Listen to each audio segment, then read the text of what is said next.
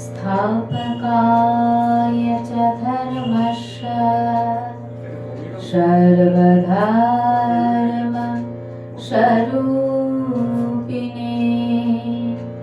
अवतारवरिष्ठाय रामकृष्णाय ते नमः। जननी शारदां देवी रामकृष्णां जगद्गुरु पादपद्मे त्वयोश्रित्वा प्रणमामि मुहुर्मुहुः। ॐ नमः श्री यतिराजाय विवेकानन्द सूरये सच्चित् सुख स्वरूपाय शामिने तापहारिणे।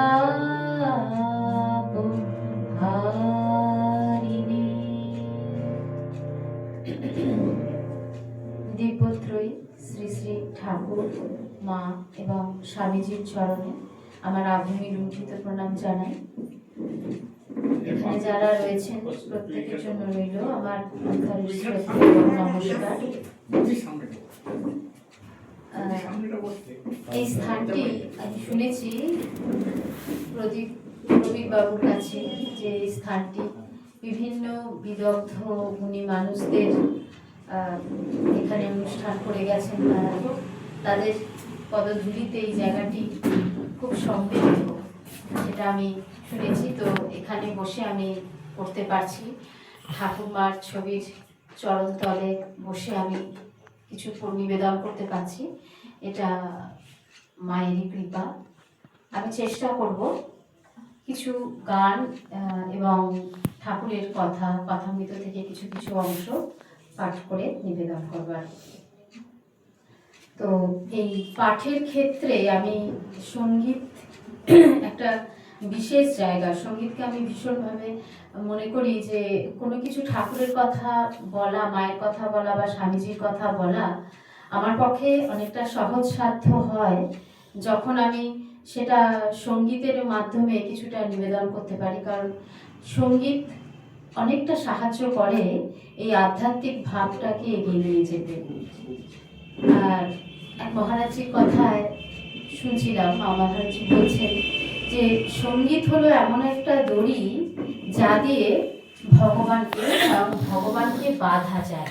যে দড়ির এক প্রান্তে রয়েছেন ঈশ্বর এবং আরেক প্রান্তে রয়েছি আমি, এবং ওই দড়ির মাধ্যমেই, ওই সুতোর মাধ্যমেই যেন ঈশ্বরের সঙ্গে একটা যোগ স্থাপন করা যায়, সম্পর্ক স্থাপন করা যায়। তো যে সঙ্গীত নিবেদন করে সেও যেমন সেই চেষ্টা করে, তার সঙ্গে যারা শোনে তাদেরও ভেতরে সেটা চলতে থাকে। তো সঙ্গীতের মান হিসাবে সঙ্গীত কতটা ভালো বা খারাপ হলো তার থেকেও বড় কথা কতটা অন্তর দিয়ে সেটা আমি গাইতে পারছি। হয়তো সঙ্গীত হিসেবে দেখলে হয়তো আমার সুর কম বেশি বা অনেক কিছুই ভুল ত্রুটি থাকতে পারে, কিন্তু আধ্যাত্মিক সঙ্গীতের যে গুরুত্ব, যে সঙ্গীতটি আমি কতটা ঠাকুরকে ভালোবেসে গাইছি, সেটাই আমি চেষ্টা করব সেই ভালোবাসাটুকু দেওয়ার। প্রথমে আমি যে সঙ্গীতটি পরিবেশন করব সেটি পণ্ডিত জ্ঞানপ্রকাশ ঘোষের লেখা এবং সুরের।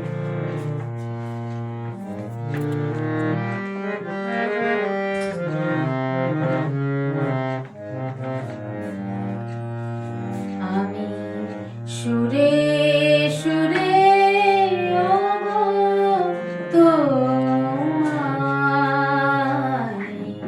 ছুঁয়ে যাই, আমি সুরে সুরে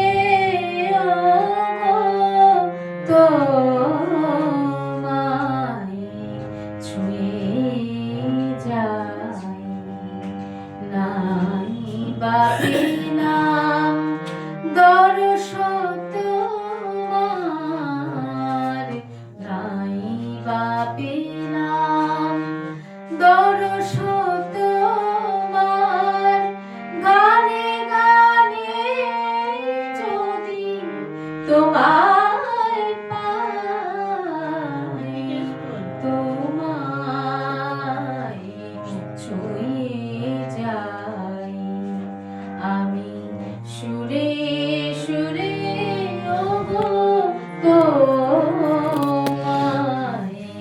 ছুঁয়ে যায়।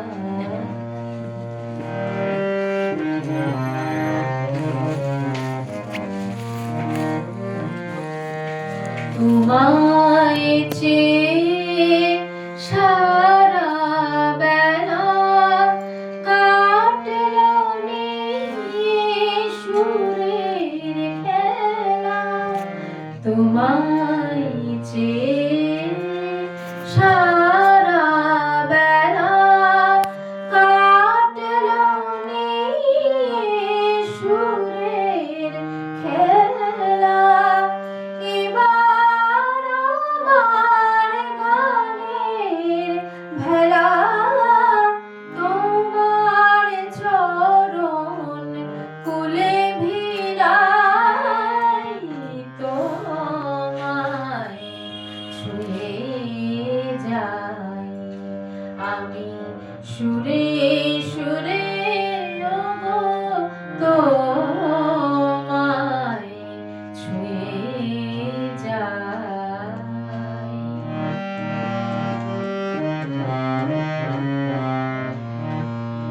যুগে যুগে প্লাবনানে যে সুর চরাচরে,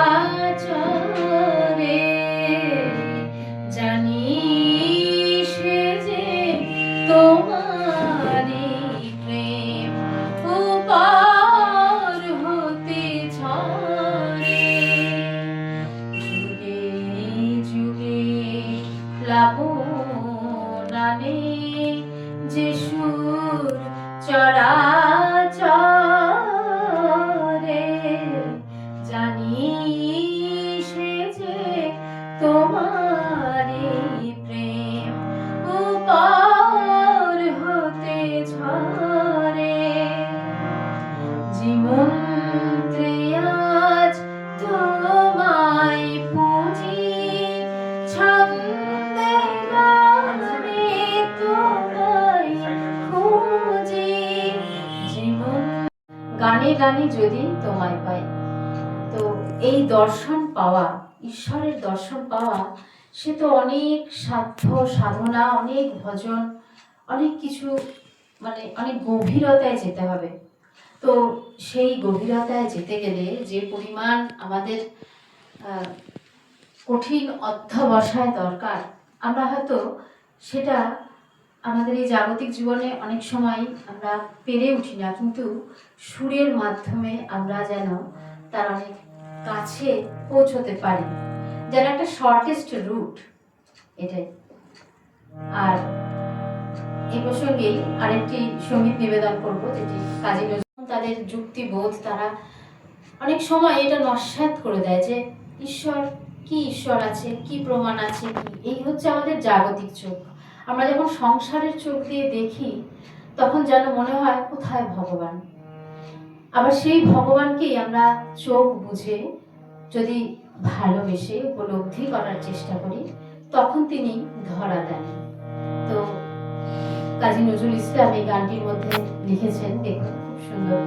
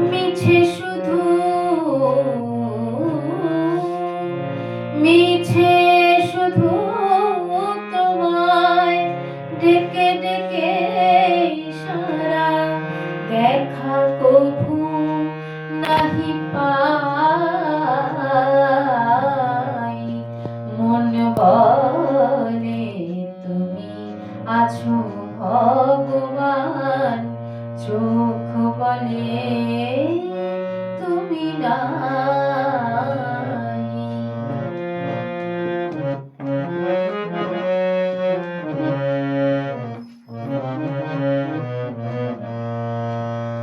মন বলে ওই তৃণলতারা যে,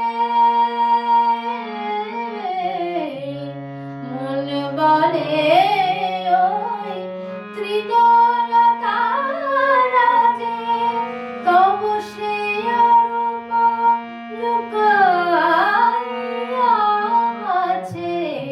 মন বলে ওই তৃণলতারা যে, তব সে অরূপ লুকাইয়া আছে।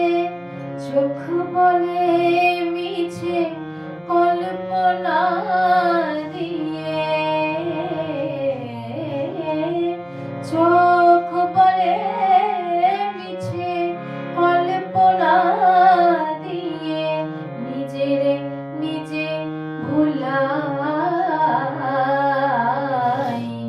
মন বলে তুমি আছো ভগবান, চোখ বলে তুমি না।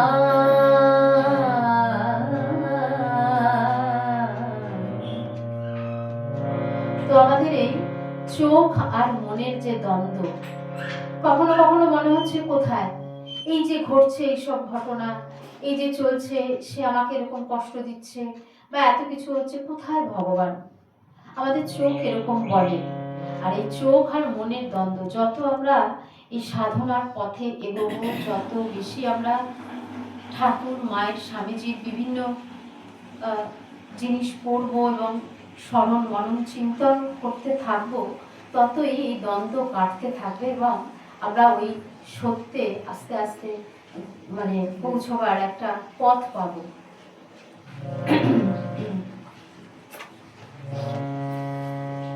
আচ্ছা,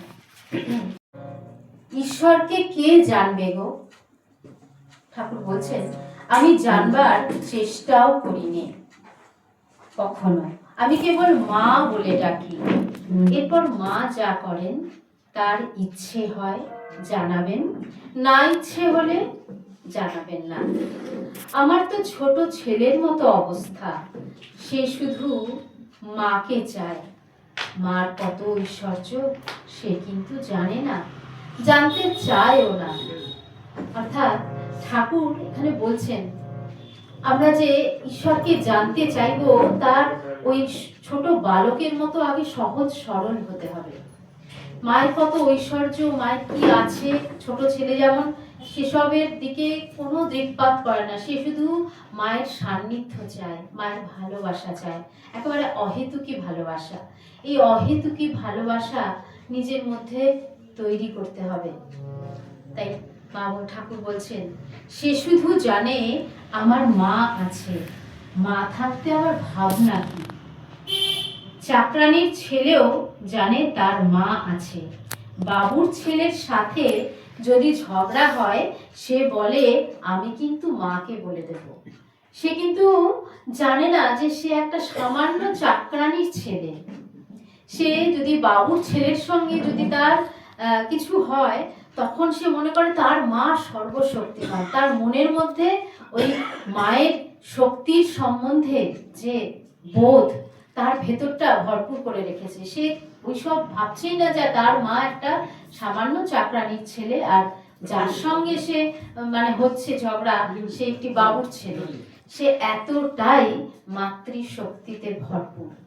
ঠিক এই রকম ভাবে আমরা মাকে চোখে দেখতে পাচ্ছি না, আমাদের সাদা চোখে মাকে হয়তো দেখতে পাচ্ছি না, কিন্তু যত আমরা মনে মনে ওই চাকরানির ছেলের মতো হতে পারবো যে আমার কিন্তু মা আছে, আমার মা আছে, আমার আবার ভাবনা কিসের, আমার আর কোনো ভাবনা নেই।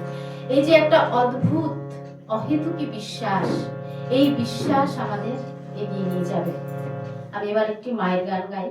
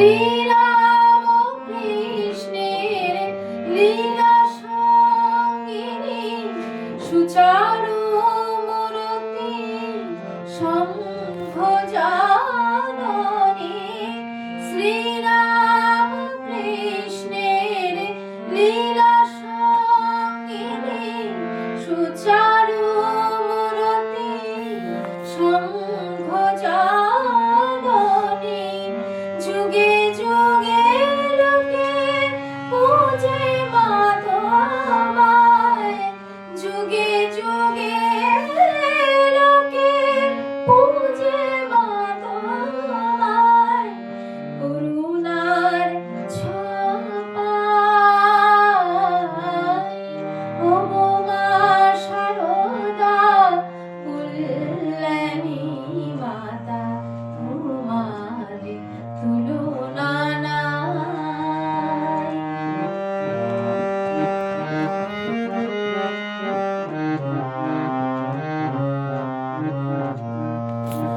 নহবতে মাগো দেখেছি তোমায় নিশিদিন বিচল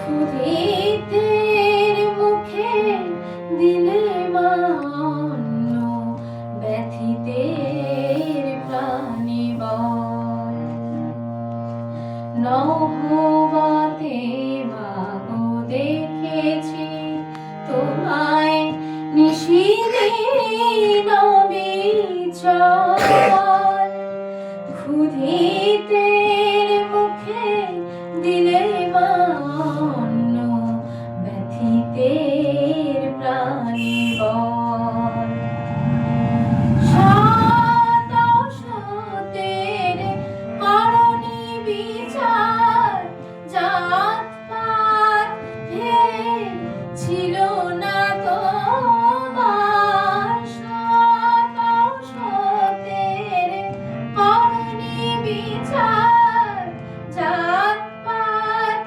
ভেদ ছিল না তোমার শীতল পরশে নামা ভরে শীতল পরশে নামা ভরে প্রণমী ও দুটি পায় ও গো মা শারদা কল্যাণী মাতা তোমার তুলনা নাই। ও গো মা শারদা কল্যাণী মাতা তোমার তুলনা নাই। সময় ঘরে ধূপ ধুনো দেওয়া হয়েছে।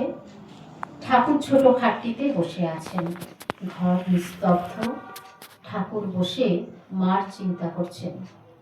এই কথামৃতের একটি অপূর্ব বৈশিষ্ট্য, শ্রীমা বা মাস্টার মশাই এত সুন্দর করে যে ছবিটা আঁকেন, যেন মনে হয় আমরা ওই ছবিটা চোখে দেখতে পাচ্ছি, যেন ঠাকুর ওই খাটে বসে রয়েছেন, ঘরে ধূপধুনো জ্বালানো হয়েছে, যেন আমরা মনে হয় চুপ করে চোখ বুজে শুনলে ওই যেন ধূপধুনোর সুবাস পাবো, ঠাকুরকে যেন দেখতে পাবো, ঠাকুর বসে রয়েছেন। এত অপূর্ব সুন্দর এই বর্ণনা চিত্র। তো এখানে লিখছেন যে ঠাকুর বসে মার চিন্তা করছেন, মাস্টার মেঝেতে। মাস্টার নিজেও নিজেকে বলছেন এইভাবে, হ্যাঁ, যেন একটা ছবি। রাখালো আছেন। এমন সময় ভগবতী নামে একজন দাসী আসলেন, যিনি বাবুদের দাসী বলে ওনার একটা পরিচয় আছে, এবং প্রথম বয়সে তার স্বভাব চরিত্র সেই অর্থে ভালো ছিল না। মাস্টারমশাই লিখছেন তার চরিত্র সেরকম ভালো ছিল না। ঠাকুর দয়ার সাগর, পতিত পাবন। ঠাকুরের কাছে কিন্তু কোনো ভেদাভেদ নেই, কে ভালো চরিত্রের কে খারাপ চরিত্রের, সবার জন্য যেন তিনি দয়ার ভান্ডার নিয়ে এসেছেন।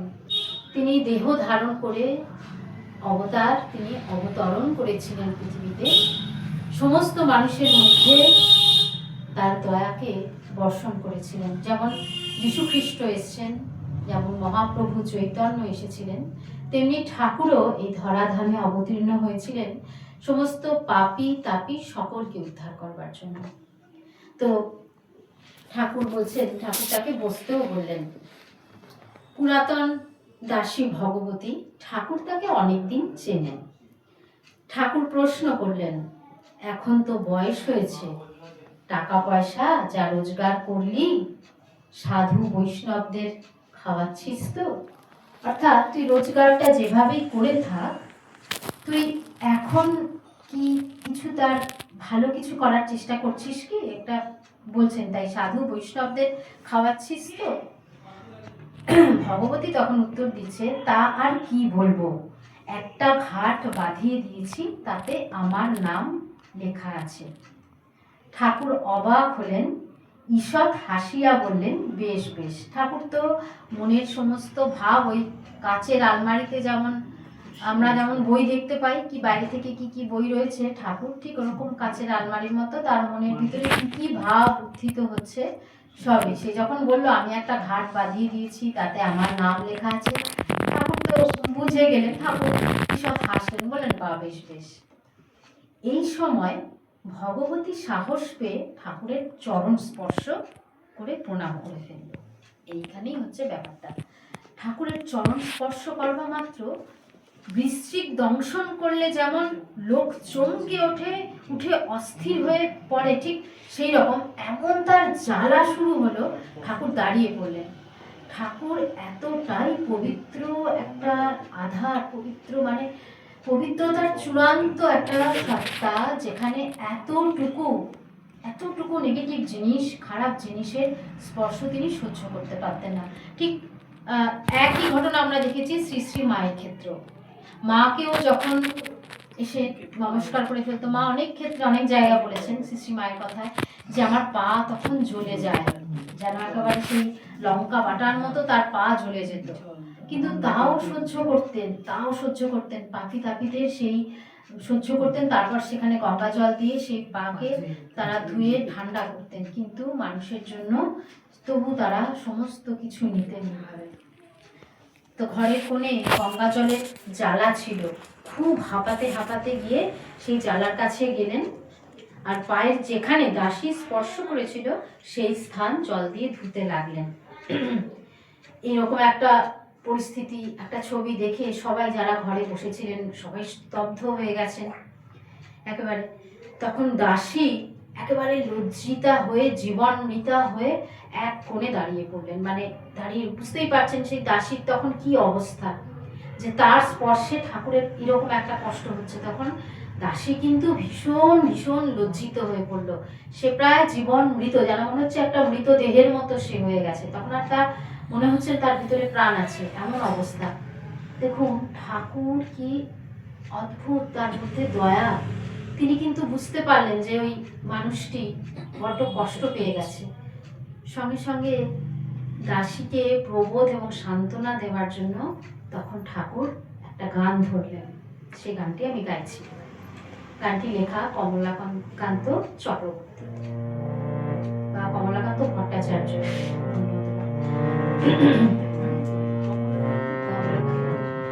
ভট্টাচার্য কমলাকান্ত চক্রবর্তী, ওনার গান ঠাকুর।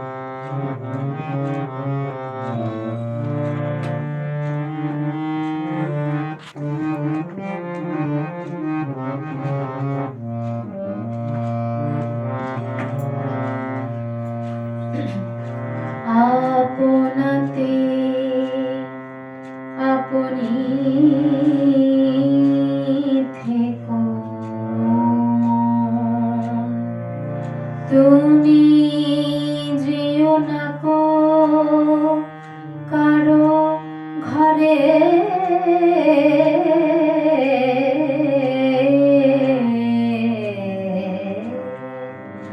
আপনাতে আপনি থেকো, তুমি যেও না কো কারো ঘরে,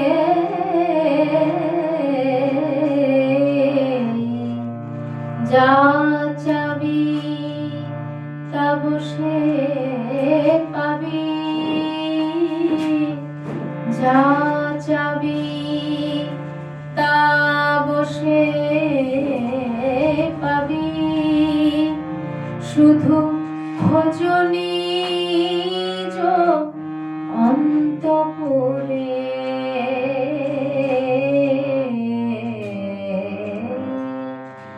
আপনাতে আপনি থেকো।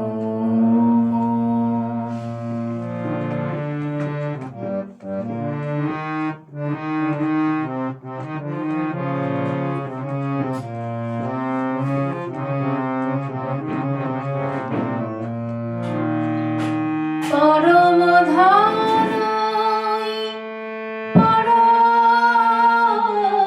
পরশমণি, যা চাবি তা দিতে পারে,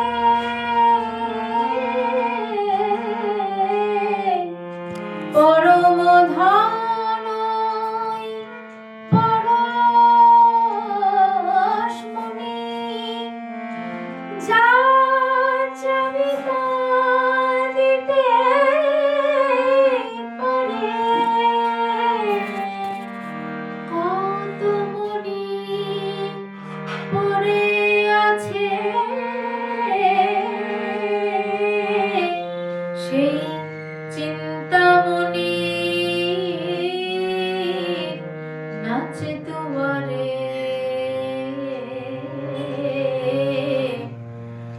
আপনাতে আপনি থেকো।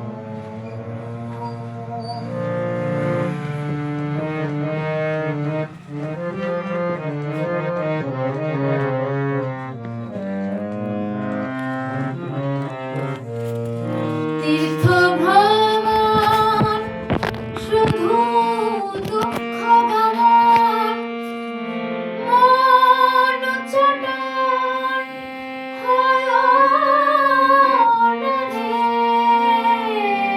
তুমি আনন্দ ত্রিবেণী স্নানে শীতল হও না মূলাধারে। আপনাতে আপনি থেকো।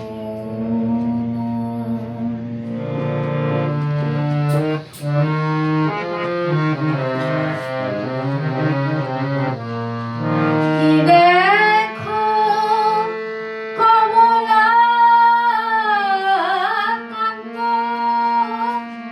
মিছে বাজি এ সংসারে,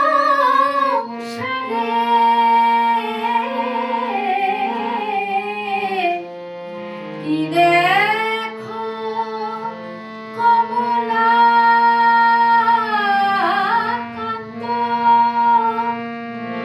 মিছে বাজি এ সংসারে, তুমি বাজি করে চিনলে না রে, সে যে ঘটে ঘটে বিরাজ করে।